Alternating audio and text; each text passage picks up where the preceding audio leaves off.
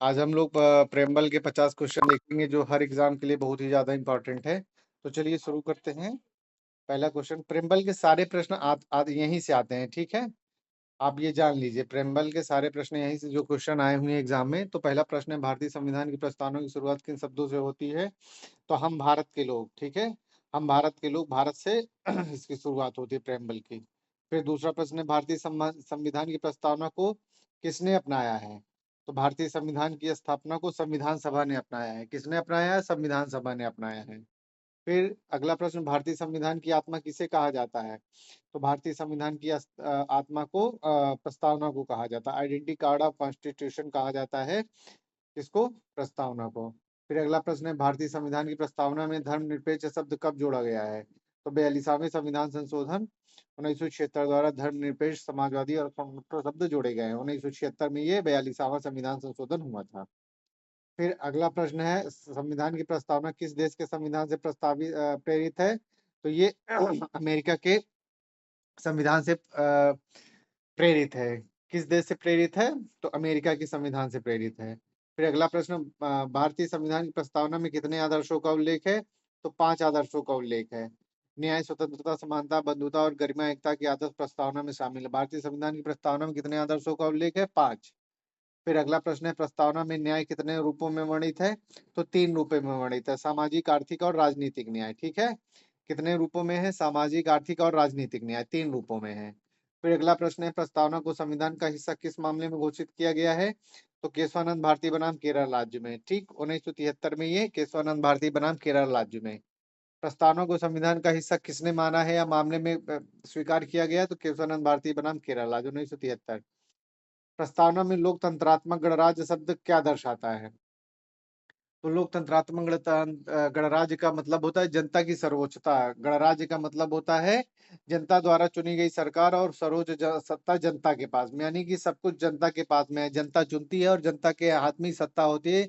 जनता 5 साल के बाद बदल देती है शासन को। तो इसका मतलब होता है लोकतंत्रात्मक गणराज्य। गणराज्य का मतलब होता है लोगों का राज्य, यानी कि जनता की सर्वोच्चता, ठीक। फिर अगला प्रश्न है, प्रस्तावना को संविधान की कुंजी किसने कहा है? तो डॉक्टर अंबेडकर जी ने कहा कि कॉन्स्टिट्यूशन, ठीक है। अंबेडकर ने प्रस्तावना को संविधान की कुंजी कहा था। किसने कहा था? अंबेडकर जी ने कहा था। प्रस्तावना में स्वतंत्रता किन किन रूपों में दी गई है? तो स्वतंत्रता दी गई विचार, अभिव्यक्ति, विश्वास, धर्म और उपासना, ठीक। प्रस्तावना में स्वतंत्रता 5 रूपों में वर्णित है। किन किन रूपों में वर्णित है? विचार, अभिव्यक्ति, विश्वास, धर्म, उपासना, ठीक। फिर अगला प्रश्न है, प्रस्तावना में समानता का क्या तात्पर्य है? तो समान अवसर, समान दर्जा, कानून की समझ, समानता, उपरोक्त सभी। तो ये सब समानता का मतलब होता है कि समान अवसर, समान दर्जा, यानी कि एक ही शब्द के एक प्रकार से पर्यायवाची का। समानता का मेन मतलब होता है कानून के समझ, समानता, ठीक है। यानी कि कानून के नजर में सभी लोग बराबर हैं, कोई छोटा बड़ा नहीं है। न जात से, न धर्म से, न लिंग से, न भेद से, किसी भी चीज से नहीं। प्रस्तावना में बंधुता किससे संबंधित है? तो बंधुता सभी से संबंधित है। राष्ट्रीय एकता से, अखंडता से, व्यक्ति की गरिमा से, उपरोक्त सभी से, ठीक है। बंधुता का आशय राष्ट्रीय एकता, अखंडता और व्यक्ति की गरिमा से है।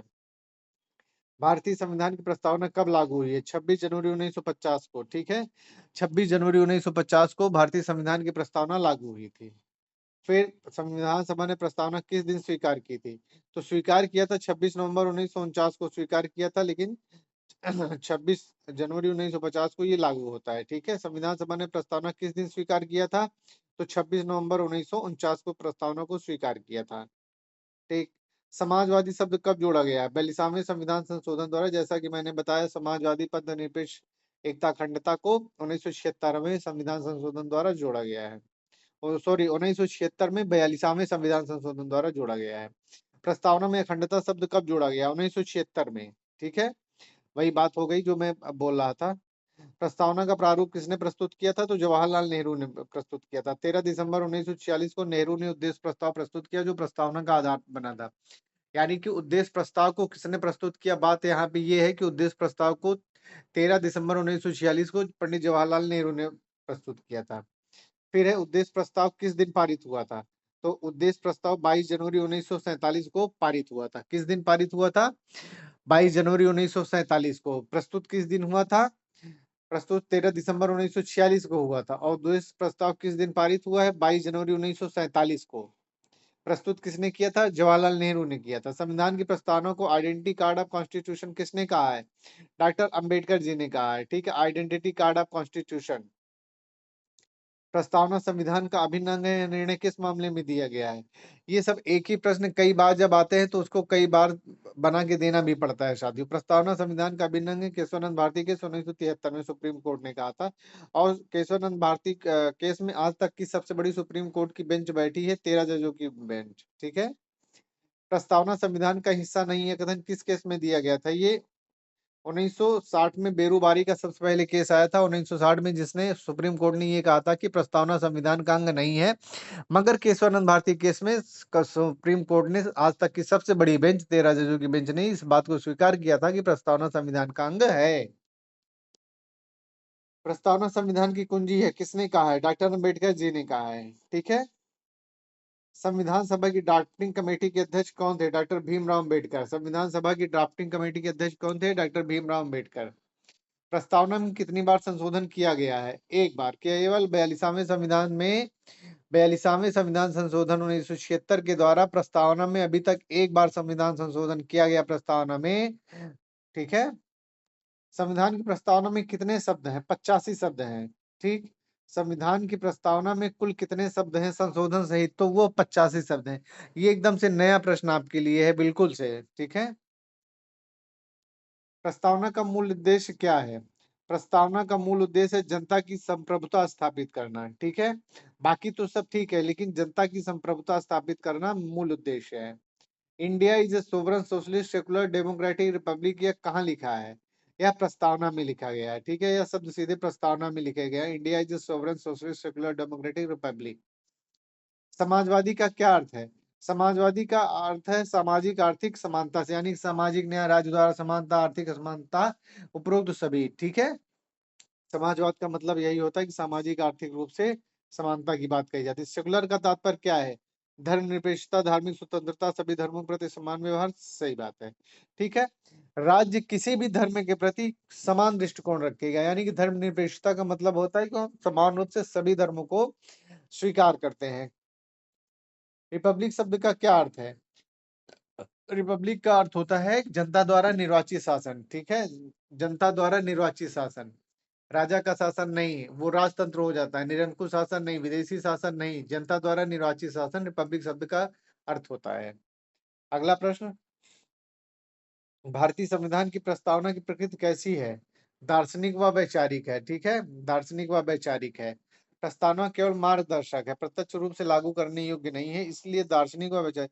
यानी कि संविधान में जब कहीं कोई फंसता है, यानी कि जो उसकी व्याख्या करना चाहता है, सुप्रीम कोर्ट संविधान की व्याख्या करता है, तो वो प्रस्तावना को आगे रख के करता है, क्योंकि उसमें एक प्रकार से दर्शन है, पूरे संविधान को एक प्रकार से कुंजी कही गई है। प्रस्तावना की सबसे बड़ी विशेषता क्या है? संविधान के आदर्श बताती है। ठीक है, संविधान के आदर्श बताती है, यानी कि संविधान का मूल आदर्श क्या है, हमने एक कुंजी के रूप में उसका, जैसे फिल्म का टीजर टीजर या ट्रेलर नहीं होता है, वो पूरी फिल्म को बता देता है, कुछ कुछ वैसा ही प्रस्तावना के लिए कहा जाता है। ठीक है, प्रस्तावना में किस मूल संरचना का उल्लेख है? सभी का है, न्यायिक समीक्षा, धर्मनिरपेक्षता, समानता, सभी कुछ है प्रस्तावना में, कुछ भी प्रस्तावना से बाहर नहीं है। ठीक है, भारत की प्रस्तावना में किस प्रकार की संप्रभुता है? बाह्य व आंतरिक दोनों प्रकार की है।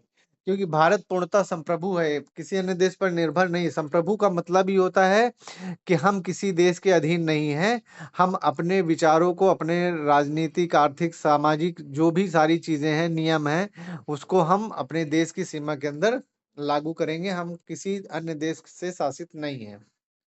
भारत की प्रस्तावना में लोकतंत्र का स्वरूप कैसा है? अप्रत्यक्ष लोकतंत्र है। ठीक है, भारत में जनता प्रतिनिधियों को चुनती है, यानी अप्रत्यक्ष लोकतंत्र है। ठीक है, संविधान सभा के कितने सदस्यों ने 26 नवंबर 1949 को प्रस्तावना पर हस्ताक्षर किया था? तो 284 लोगों ने किया था। कितने लोगों ने किया था? 284 लोगों ने किया था। संविधान सभा के कितने सदस्यों ने हस्ताक्षर किए थे? तो 284 लोगों ने किया था। प्रस्तावना किस भाषा में लिखी गई? हिंदी और अंग्रेजी दोनों में। ठीक है, संविधान प्रस्तावना सहित हिंदी व अंग्रेजी दोनों भाषा में लिखी गई। प्रस्तावना किस भाषा में लिखी गई? हिंदी और अंग्रेजी दोनों में लिखी गई। प्रस्तावना का वास्तविक महत्व किसे माना जाता है?